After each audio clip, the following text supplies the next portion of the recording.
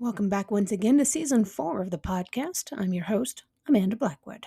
As many of you know, I wrote my autobiography as a survivor of human trafficking. It's called Custom Justice. But if you didn't know, you do now. Keeping in line with that, this entire season and last season has been focused on interviewing people who did or planned to write about their own experiences as trauma survivors and how they overcame the past. And as much as we all hate commercials, they are a necessary evil these days. This is what keeps the show on the air. You can also show your support by purchasing one of my mini books or donating through PayPal or leaving a review on whatever platform you listen to this podcast on. You can find the links for the books or donation options in the podcast description. As always, a portion of the proceeds go to local organizations that help fight human trafficking. Welcome back to the podcast, everybody. Can you believe it's already the 1st of December?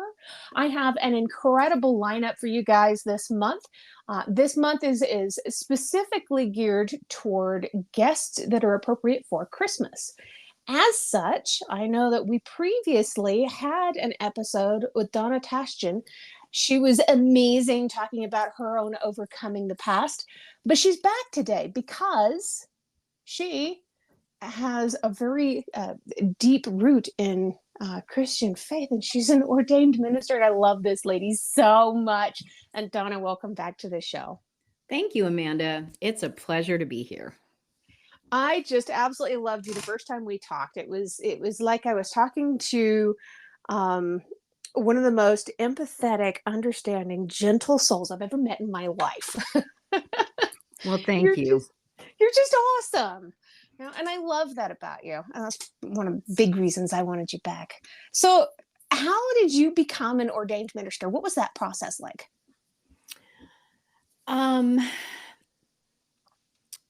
It was an interesting process where I knew that there was a calling on my life. It's the best way I know how to describe it for majority part of my life. And have you ever experienced things where you know this about yourself? You know there's something, but other people are dismissive, unrecognizing it, those kind of things. And so that was a lot of my experience. Have you experienced things like that? Most of my life. Yes. And so I started, I finally said when I started Vibrant Living, which it's a nonprofit organization set up in that way. And when I started it, the whole thing began about 10 years ago this year. And I began to finally say yes to do what I really believed I was called to do. And a lot of times the way that was in my heart was, it's not like everybody else is doing it. So it felt, you're being pioneering, you're going against, this is not the way we do it kind of an attitude. So anyway, I began this whole process of I'm just going to be me. I'm going to do what I believe God's called me to do and figure this out because nobody's done this exactly like I feel like he's calling me to do.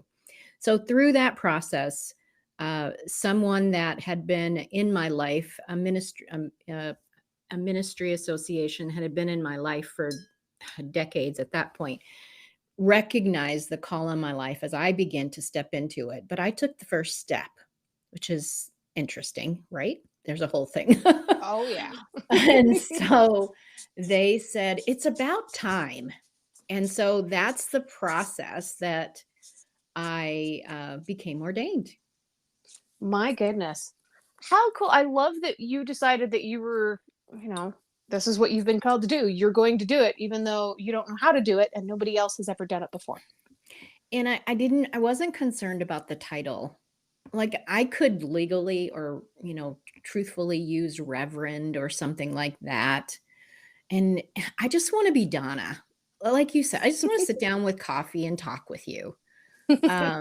And that's, not always done when you get titles. A lot of times, I was just going to be me and the titles caught up with me. Yeah. Did people start treating you as though you were untouchable because of the titles? I don't really, but I had Okay. a couple people that were in my sphere. Oh, hi, Reverend, and very sarcastically. And, you know, I am very intuitive, very perceptive, and I know things, and I knew who to expect it from. But it wasn't a big deal. It wasn't a big thing. But a lot of people that were in my sphere, it's like, okay, so what does this mean? And do I treat you different? Um, and so that was a little bit of adjustment in the beginning. Yeah, I bet. Have you always been a believer? Did you grow up in a church? I I grew up in a Christian household. We didn't always, it was had the basis of Christianity, but there was a lot of religiousness to it, which means when I say religious, I am meaning rules, regulations, and no matter what I can do, I can probably never live up to it. Right. That's what I mean by religious. Uh, and so religious means different things to different people. So I defined it for me. So there Yes. was a lot of that my parents felt like they couldn't find a church that was uh, I don't want to say good enough, but right, because they felt they believed certain things a certain way. So we would do things at home. We would attend smaller churches. We moved a lot. But one thing that through it all, I got to know God. I got to know who He was. I even said once to one of my relatives, "No, that's not the God that I serve. The Wow. one that's going to be out to get me or get me if I do wrong." I'm like, "That's not who He is. You might serve that God, but that's not who I serve." Right. I love that. Do you have a specific religion that you follow now? Are you non-denominational, Pentecostal? Um, there's so many different branches of religion. I really don't like labels. I think I made that Yeah. pretty clear. Yes, you Um, did. We could skip over that if you like. so I'm gonna go with non-denominational. Okay. And you will find Jesus in all of the different places because he meets people where they are. And and then it's his church. I don't need to figure out who's right or wrong. It's his job. It's too big anyway. Right. So I focus on having a relationship with God, believing his word, and loving people. I love that. That's actually how I ended up in a non-denominational church myself. Right. Kind of the same path. I didn't like the titles. I didn't like the division. It's like, this isn't what church should be about. Right. Yeah. So, how did your faith and your religion help you to get through all of your past traumas? Hmm. Well, at the age of 12, I was baptized. Um, and for me, the experience was immersion in water. We were at a pond, that kind of setting, and I'm 12 years old. But that created an experience with God. Something happened for me that day. And I began to learn how to develop a relationship with God. Little did I know in 2 years I would have major trauma in my life. Um, Not that my childhood had been super, oh, just bed of roses, but but for those of you who didn't miss the first podcast or don't know about my history, at the age of 14, someone that was close to my family hurt me and I became pregnant. It was not a consensual situation. And at 15, I'm a mother. Do you remember where you were when you were 15? Running away from home. Yeah, yeah, it's a rough place. And now I'm a mom, and I had a little girl, and one of the biggest blessings in my life, and trying to figure out how to be a mom while you're still a child. Right. And at that point, with the era that this occurred in, with the decade that this it wasn't okay that you were pregnant. It didn't matter why, if you weren't married. And so my parents hid me. They didn't kick me out. So that was, some people that happens to. And so I had a place to live, but I was completely isolated. There was no internet. There was no cell phones to connect with your friends. There was no one but me, my baby, and God. Um, and in that era, also in my family, these kind of things weren't talked about. We never discussed it. I told him I was pregnant. We helped prepare for the baby's arrival, but there was never a discussion, anything, nothing. Wow. So it was if I was miraculously pregnant, and there was never any discussion at all. And so there was nobody to talk to. I didn't have anybody to process this except God. Wow. And a brand new baby in your arms. And a brand new baby. And you certainly don't want to be telling all of us to a brand new baby. No, Is absolutely. she aware now of who her father is? Yes. So how did that conversation go? I mean, that could not have been easy. How old was she when you finally told her? She was 14, and I don't Mm. remember how she figured it out. Oh, she figured it out. Yeah, I don't remember specifically having that conversation with her because I probably never was going to. She was adopted by my husband when she was 5. So, No. that's when we got married, and so after we were married, he adopted her. So she had had a daddy, for majority of her life, but it was a very rocky place for our whole family Yeah. when that came to light, because anytime secrets come out, it causes upheaval. And who does that make her, and her identity and all of that? And she was also 14 when that happened. So it was a rough place for a little while. She's doing amazing today. Wow. That's such an awesome kiddo, though. She's like, we'll get through it. Yep. That's very cool. So tell me a little bit about your podcast. You have your own podcast called You Were Designed for Greatness. What do you talk about? Who do you talk to? The main mission is to inspire people and let them know they are designed for greatness. And as always, my focus is helping us overcome the pain and disappointment that sometimes happens in life. So it is stories, tools, strategies, books, other resources to help us overcome, to help us to shine and do it brightly. So the podcast is myself, and I interview other women sharing their stories of overcoming. And the podcast, one of the things that I loved about podcast is the wonderful information you can get. But for me and my lifestyle, those hour-long podcasts, I could never finish them. And so I'm always trying to remember, I left off here, and go back and finish it. So for whatever reason, this was my site. So I designed the podcast to be 15 or 20 minutes. Almost any car ride you take is 15, 20 minutes. If you go on a walk, you might be able to listen to 2 or so, but it's a shorter podcast. So I'm the one that gets to the point quickly.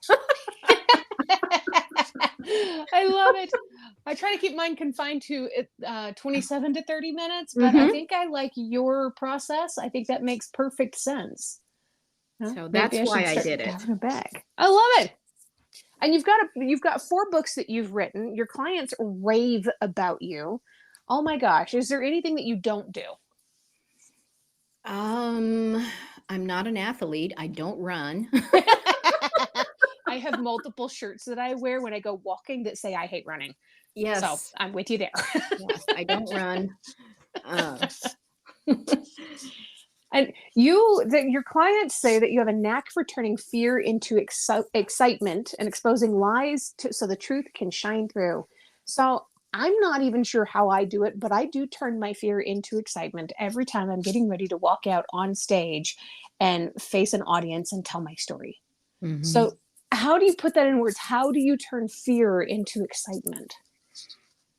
Well, one of the things to help people realize that we often, whenever we anticipate and do something that is new or unknown, our mind wants to say, is this safe?